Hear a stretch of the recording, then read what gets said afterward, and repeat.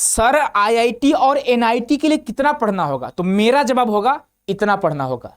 Sir कौन से subject में कितना स्कोर करना होगा? तो मेरा जवाब होगा, चलिए आगे देखते हैं वीडियो में। नमस्कार प्यारे बच्चों, स्वागत करते हैं आप सभी का एनसीईटी कॉन्सेप्ट पर। मैं हूं विकास कुमार, आपको पिछले 3 सालों से एनसीईटी आईटीईपी के लिए गाइड कर रहा हूं। बच्चे आज के इस वीडियो में जानने वाले हैं कि अगर आपका सपना आईआईटी में जाने का है, एनआईटी में जाने का है, तब आपको कितना स्कोर करना होगा। और हाँ, इस बात का ध्यान रखिएगा किस सब्जेक्ट में कितना स्कोर करना होगा। जो आपको मेजर सब्जेक्ट लेने हैं उसमें कितना स्कोर करना होगा, माइनर सब्जेक्ट में कितना स्कोर करना होगा, और ओवरऑल कितना स्कोर करना होगा, और इसके अलावा ओवरऑल डोमेन सब्जेक्ट में आपको कितना स्कोर करना होगा। तो चलिए बच्चे वीडियो को स्टार्ट करते हैं। इससे पहले आप सभी को बता दें कि अगर आप एनसीईटी आईटीईपी 2026 का तैयारी करना चाहते होंगे तो आप सभी के लिए एनसीईटी कॉन्सेप्ट का पहला बैच श्योर सिलेक्शन बैच बच्चे ओपन है। आप यहां पर एडमिशन लेकर पढ़ाई कर सकते हैं, जहां पर आपको लाइव क्लासेस के साथ साथ आपको कुछ रिकॉर्डेड क्लासेस मिलेंगे, और साथ ही साथ बच्चे यहां पे आपको 10 मॉक टेस्ट फ्री मिलने वाले हैं। और आपको बता दें बच्चे कि अगर आप एनसीईटी का तैयारी करना चाह रहे हैं तो यहां पे एनसीईटी का तैयारी करने से ज्यादा जरूरी है आपको एनसीईटी के बारे में जानना। तो यहां पे आपको प्रॉपर गाइडेंस भी मिलेगा, यानी आपको प्रॉपर गाइड भी किया जाएगा। यह आपका ऑफिस का नंबर है, आप कांटेक्ट कर सकते हो। इसके अलावा बच्चे आप सभी के लिए एक और भी बैच आया हुआ है जिसका नाम है गुरुदेव बैच, जहां आप शुरुआत से क्लासेस कर सकते हैं। यहां पर भी रिकॉर्डेड क्लासेस साथ साथ आपको लाइव क्लासेस मिलेंगे, जहां आप बीए बीएड, बीएससी बीएड और बीकॉम बीएड की कंप्लीट तैयारी कर सकते हो। तो लेट नहीं करिए बच्चे, अगर आप इंटरेस्टेड हैं, आप ज्वाइन करना चाहते हैं, हमारे साथ मिलकर मेहनत करना चाहते हैं, आईआईटी में एक सीट कंफर्म करना चाहते हैं बच्चे, तो आप सभी को पढ़ना होगा, और अभी से आप पढ़ना होगा, और आज से ही पढ़ना होगा। लगभग आपको बच्चे 450 500 इस तरह से आपको स्कोर टारगेट करके चलना होगा। इस बात का ध्यान रखोगे। तो चलिए स्टार्ट करते हैं बच्चे। आप सभी को बता दें, अगर आप एनसीईटी देने जा रहे हो तो यहां पे आपके एग्जाम में आपसे 7 सब्जेक्ट पूछे जाते हैं, जिसमें आपका एक होता है लैंग्वेज सब्जेक्ट, एक बच्चा आपका लैंग्वेज 2 होता है। 2 लैंग्वेज आपको लेना होता है। आप हिंदी, इंग्लिश, उर्दू, फारसी, असमी, बंगाली, उड़िया कुछ भी लो, कोई दिक्कत की बात नहीं है, अगर आपको बीएससी बीएड आईआईटी या फिर एनआईटी से करनी है। और वहीं बच्चे आपको यहाँ पे 3 आपके डोमेन होते हैं, डोमेन 1, डोमेन 2 और डोमेन 3। इस तरह से आपसे एग्जाम में क्वेश्चन आते हैं। और एक आपका होता है बच्चे जीटी यानी जनरल टेस्ट। अगर बच्चे हम डोमेन की बात करें तो यहाँ पे अगर आप बच्चे, या तो आपका पीसीएम होगा, ठीक है, पीसीएम यानी फिजिक्स केमिस्ट्री मैथ, या तो बच्चे आपका पीसीबी होगा, है ना, फिजिक्स केमिस्ट्री बायोलॉजी, या फिर कुछ बच्चों का पीसीएमबी भी होता है। इस बात का ध्यान रखोगे आप, है ना। तो इनमें से कोई 3 आपका डोमेन के रूप में होंगे।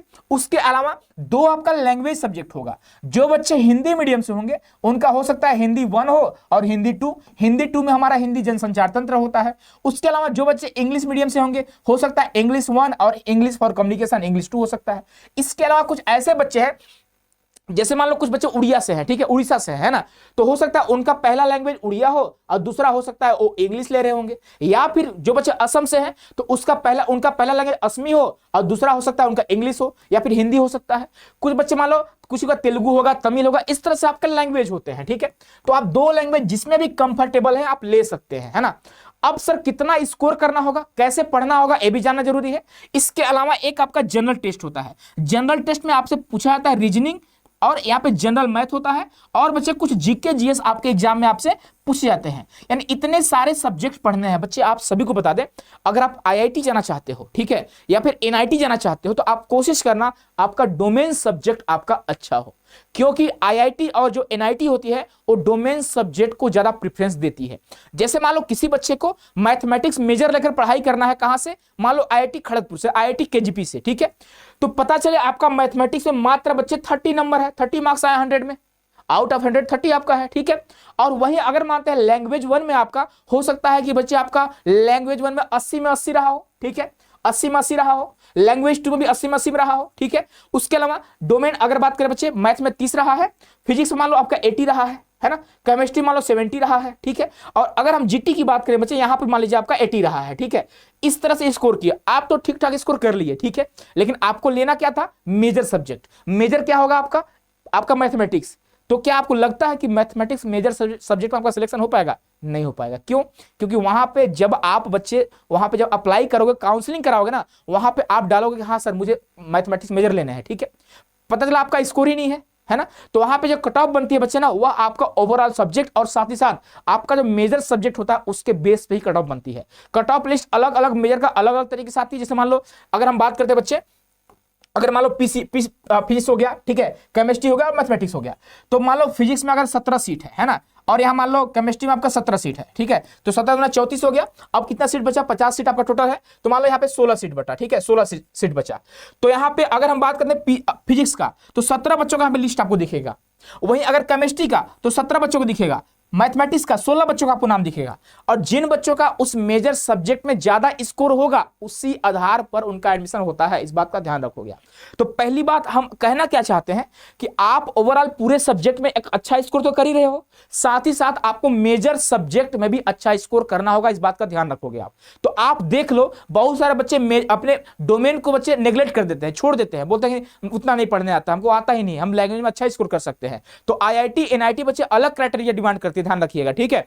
वैसे जनरली बच्चे अगर आप IIT की बात करें तो यहाँ पे अगर आप 400 मार्क्स ले आ रहे हो तो आपका एडमिशन हो जाएगा, ठीक है, नो डाउट 400 में आपका हो जाएगा, ठीक है। लेकिन कोशिश करना कि जो आपको मेजर सब्जेक्ट लेने हैं उसमें आप अच्छा स्कोर आपको करना है, ठीक है। अब कैसे करना है उस पर वीडियो बना रखे हैं कि डोमेन की तैयारी कैसी करनी है, साथ ही साथ लैंग्वेज की तैयारी कैसी करनी है, GT की तैयारी कैसी करनी है। और अगर बच्चे IIT और NIT में अगर कट ऑफ की बात करेंगे तो बहुत डिफरेंस होता है, ठीक है। यहां पे अगर आपको बता दें बच्चे, अगर हम IIT की बात करें तो अगर हम इधर IIT देखो, आपको पता होगा 4 आपके IIT है ना, आपको बता ही देते हैं, ठीक है। एक आपका IIT KGP है, ठीक है, IIT KGP है ना, और IIT बच्चे आपका भुवनेश्वर है, ठीक है, भुवनेश्वर हो गया आपका, है ना। उसके अलावा बच्चे आप देखोगे IIT आपका जोधपुर है ना, जोधपुर हो गया, ठीक है। उसके अलावा बच्चे आपका IIT रोपड़ है। 4 आपके IIT हैं, ठीक है। उसके अलावा बच्चे आप देखोगे यहाँ पे 6 NIT हैं, ठीक है, 6 NIT हैं। जहां पे अगर टॉप की बात करेंगे, जहां पे हाईएस्ट कट ऑफ जाती है वो बच्चे NIT जालंधर की जाती है, NIT जालंधर, ठीक है। जालंधर के हमारा बच्चे आपका अगरतला है,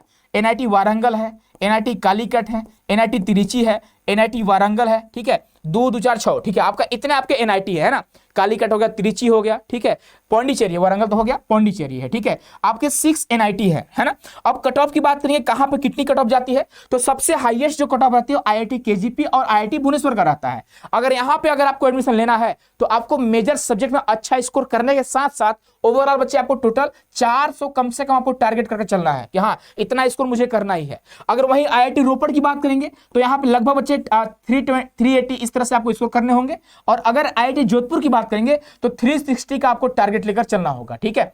ये बच्चे हम जनरल कैटेगरी वाले बच्चों की बात कर रहे हैं, बाकी अदर कैटेगरी वाले बच्चे थोड़ा कम मार्क्स कर सकते हो, है ना। और वहीं अगर हम NIT जालंधर की बात करेंगे तो यहां पर भी टारगेट रखिएगा 360 प्लस का। और इसके अलावा जितने भी आपके NIT हैं, NIT अगरतला हो गया, NIT वारंगल हो गया, NIT कालीकट हो गया, NIT तिरुचि तमिलनाडु हो गया, NIT पौंडीचेरी हो गया, तो यहां पर बात करें बच्चे आपको टारगेट लेकर चलना होगा 300 प्लस का। सर इसकी कट ऑफ कम क्यों जाती है, क्योंकि NIT का ना फी स्ट्रक्चर काफी ज्यादा होता है, ठीक है, एकेडमी का फी काफी ज्यादा लगता है। यहाँ पे आपको देखोगे 8 से 10 लाख रुपए आपके यहाँ पे अगर हम बात करें 4 साल में आपके लग जाने वाले हैं, है ना। NIT कालीकट में बहुत ज्यादा फीस है। NIT वारंगल की बात करें बच्चे ना तो यहाँ पे आपका काउंसलिंग का फीस आपसे 2000 लिए जाते हैं, 2000 आपको काउंसलिंग का फीस लेते हैं भाई, एडमिशन का छोड़ो, है ना। और अगर हम किसी और कॉलेज की बात करेंगे वहां आप 2000 में पढ़ाई भी कर लोगे अपना 1 साल, लेकिन यहाँ पे 2000 में देखोगे सिर्फ काउंसलिंग होता है, इसीलिए कट ऑफ कम जाती है भाई। 300 में ज्यादा बोल दिया हूं, अगर आप 250 भी ला रहे हो ना फिर भी आपको कहीं ना कहीं एडमिशन होने का चांस रहता है, उम्मीद रहता है ना। और टोटल कितने नंबर का एग्जाम होता है सर, तो टोटल जो आपका मार्क्स होता है 640 मार्क्स का आपका एग्जाम होता है। अब सुनो, मान लो कोई बच्चा कमजोर है, ठीक है, मान लो कोई बच्चा कमजोर है, बहुत कमजोर है, ठीक है। हम एक बच्चे का एग्जांपल लेते हैं, सर कितना हम पढ़ेंगे मेरा एडमिशन हो जाएगा, हम एवरेज हैं या फिर कमजोर हैं। सुनो बाबू कैसे एडमिशन होता है, ठीक है। देखो अगर हम 640 की बात करेंगे, ठीक है, 640 में कितना आप स्कोर कर पाओगे, है ना। आप बताओ कितना स्कोर कर पाओगे, नहीं पता है सर, कोई बात नहीं। सुनो लैंग्वेज की बात करें, लैंग्वेज 1, अगर मान लो हम ले रहे हैं एग्जांपल एक बच्चे का जो मान लो हिंदी माध्यम से है, ठीक है, हिंदी लैंग्वेज में बच्चे मान लो अगर हम बात करते हैं 80 मार्क्स का आपका टोटल एग्जाम होता है, 20 क्वेश्चन आपके एग्जाम में आते हैं। अगर मान लो 20 नहीं सही कम से कम 15 क्वेश्चन कर पाओगे भाई, लैंग्वेज की बात कर रहा हूं, लैंग्वेज इजी आते हैं एग्जाम में, अगर आप पढ़े रहोगे सिलेबस कवर किए रहोगे तो आराम से 15 कर लोगे आप, ठीक है। तो मानता 15 मानता हूं, है ना। अगर लैंग्वेज 2 की बात करेंगे यहां भी आपका 15 ही मान लेते हैं कि आप 15 क्वेश्चन सही कर रहे हो, कितने में 23 क्वेश्चन 15 कर रहे हो, 23 क्वेश्चन आपके एग्जाम में आ रहे हैं भाई। 23 में लैंग्वेज में 15 नहीं कर पाओगे? एक एवरेज बच्चा भी कर पाएगा, एक कमजोर बच्चा भी कर पाएगा, ठीक है। बहुत आसान होता है कर पाना लैंग्वेज में, इजी आते हैं लैंग्वेज आपके, ठीक है। उसके अलावा बात कर बच्चे, अगर हम डोमेन की बात करें, सर मेरे डोमेन ना थोड़ा वीक ज्यादा है, ठीक है, कोई बात नहीं। डोमेन की बात करें तो डोमेन में आपके एग्जाम में 28 क्वेश्चन आते हैं। 28 की बात करें, क्या आप 15-15 नहीं कर पाओगे जी? बताओ, 15-15 नहीं कर पाओगे? 15 या 45 है ना, 15 या 45 ना कर पाओ। अगर बच्चे 40 क्वेश्चन भी आप कर रहे हो टोटल, है ना, 40 क्वेश्चन भी कर रहे हो, ठीक है। कितने क्वेश्चन करो? आपके एग्जाम में कितने क्वेश्चन आ रहे हैं आप बताओ भाई? 28 गुणे 3 करो तो 40 बटे कितना हो जाएगा? तो 25 या 75 हो जाएगा, 75 क्वेश्चन, और 3 3 की 9 है ना, यानी 50 यानी 84 क्वेश्चन। 84 क्वेश्चन आपके एग्जाम में आ रहे हैं। क्या 84 में आप 40 भी नहीं कर पाओगे भाई? 50% की बात करें डोमेन में, जो आप क्लास 12 तक पढ़ते आ रहे हो, क्लास 12 का एनसीईआरटी आपको पढ़ना है। मैं मिनिमम क्वेश्चन की बात कर रहा हूं, इतना क्वेश्चन आप सही कर रहे हो। अब हम बात करते हैं जीटी का। बोलो सर मैं तो एकदम कमजोर बच्चा हूं ना, जीटी मेरा अच्छे मार्क्स नहीं आ सकते हैं। लो भाई, जीटी में क्या आपके 28 में क्या आपके 10 क्वेश्चन में नहीं हो पाएंगे? सही बताओ, क्या 10 क्वेश्चन भी आपके नहीं हो पाएंगे? बोलोगे हाँ सर इतना तो कर ही सकते हैं। चलो मान लो 10 क्वेश्चन आपका यहां से ले लिए। अब देखो आपके एग्जाम में टोटली आपका कितना क्वेश्चन सही होता है। तो 15-15 30 हो गया, 30 और 40 70 हो गया, और 70 10 80 हो गया, यानी 80 क्वेश्चन आपके हम मिनिमम क्वेश्चंस की बात किए हैं, यानी हाँ कम से कम इतना सही कर पाओगे आप, है ना। तो अगर हम 80 क्वेश्चन की बात करें तो आप देखोगे यहाँ पे 320 मार्क्स आपके हो गए। लो भाई 320 नंबर आपके आ गए, और आप यहां पे देखोगे 640 पे 320 ले आए हो। 320 में कोई भी एनआईटी आपको मिल जाएगी, एनआईटी जालंधर छोड़कर लगभग सारे एनआईटी आपको मिल जाएंगे। लेकिन सर मुझे आईआईटी चाहिए। अगर आईआईटी चाहिए थोड़ा मेहनत तो करना पड़ेगा, अगर नहीं करोगे तो आईआईटी नहीं मिलेगा, ठीक है। अब सर कहां मेहनत बढ़ाऊं अपना? बढ़ाओ, यहां पे आप 2 क्वेश्चन बढ़ा लो, यहां भी 2 क्वेश्चन बढ़ा लो, 4 क्वेश्चन बढ़ गया। सर और कहां बढ़ाऊं भाई? यहां 28 क्वेश्चन पूछ रहे हैं ना आपसे, 28 में 28 में 15 काहे कर रहे हो? कम से कम भाई 18 करो, 3 यहां बढ़ा दो, 3 यहां बढ़ा दो, 3 यहां बढ़ा दो, ठीक है। सर यहां भी कुछ बढ़ाना है, बिल्कुल बढ़ाना पड़ेगा, आईआईटी जाना है आपको, ठीक है। 5 बढ़ाओ यहां पे, लो 2 2 4 3 7 3 10 3 13 और 5 18 क्वेश्चन बढ़ गया, यानी 18 क्वेश्चन बढ़ गया, और 18 चौक 72 नंबर आपका बढ़ गया। अब देखो बाबू कितना नंबर आ गया? 320 और 72 कितना हुआ? 392 हो गया। आपको कोई भी आईआईटी मिल जाएगी। देखो कैसे होता है सिलेक्शन। कम से कम इतना आपको पढ़ना पड़ेगा, इतना मेहनत करना पड़ेगा। मैं बहुत कम क्वेश्चन आपको बोल रहा हूं सही करने के लिए, उतना ज्यादा नहीं बोल रहा हूं कि 28 में 25 करना ही है, ठीक है। तो आई होप कि चीजों को आप समझ रहे हो, आपको पता चल चुका होगा कि आईआईटी और एनआईटी की कट ऑफ कितनी आती है। और बच्चे इतने ही आपको आईआईटी एनआईटी के लिए मार्क्स लाने होंगे, इससे ज्यादा आपको एफर्ट नहीं लगाना है, आ जाएगा, कोई बड़ी बात नहीं है। 400 का टारगेट कम से कम आपको रखना ही होगा, इस बात का ध्यान रखेंगे। बाकी जो बच्चे कोर्स में एनरोल्ड हैं उनको पता ही होगा कि भाई पढ़ाई लिखाई चल रही है अपनी, है ना। डोमेन सब्जेक्ट आपको स्ट्रॉन्ग करने हैं, बाकी लैंग्वेज तो आपके रजनी सर है ही, है ना, कोई दिक्कत की बात नहीं है, ठीक है भाई। टीचिंग लो भाई, एक सब्जेक्ट तो मैं छोड़ ही दिया, मैं तो एक सब्जेक्ट छोड़ ही दिया भाई, टीचिंग एप्टीट्यूड। तू लोग बताए भी नहीं। लो भाई टीचिंग एप्टीट्यूड, लो बोनस पॉइंट। हे भगवान मैं तो छोड़ ही दिया, ठीक है। शौक हो गया ना सर जी, क्या किया आपने? बहुत सारे बच्चे कमेंट भी कर दिए होंगे, है ना भाई। टीचिंग एप्टीट्यूड छोड़ ही दिए भाई, सच बता रहे ना। अगर आप नहीं भी कुछ पढ़ रहे हो ना टीचिंग एप्टीट्यूड में, फिर भी आप 15 क्वेश्चन करोगे 23 क्वेश्चन में से, ध्यान रखना। बहुत यहाँ पे इजी क्वेश्चन आते हैं, कॉन्सेप्ट वाले क्वेश्चन आते हैं। 4 क्वेश्चन तो आपको ऐसे ही मिल जाता है आंसर। पैसेज से क्वेश्चन आते हैं, एक आपको पैसेज देगा, उससे 4 क्वेश्चन पूछ लेगा, तो भाई 16 मार्क्स तो आपका इसी हो गया। लो भाई 15 चौको 60 नंबर यहां से मिल गया। लो 392 60 कितना हो गया? लो भाई 450 नंबर हो गया मिनिमम क्वेश्चन। अगर हम बात करें बच्चे यहाँ पे 320, ठीक है, हम इसको नहीं बढ़ाते हैं, इसको इंक्रीज नहीं करते हैं, फिर भी मान लो 15 क्वेश्चन अगर यहाँ बनता है हमारा, तो 15 चौको 60, तो 320 60 380 नंबर। लो भाई मिल गया आईआईटी, 380 390 मिल जाएंगे आपको आईआईटी, कोई दिक्कत की बात नहीं है, ठीक है।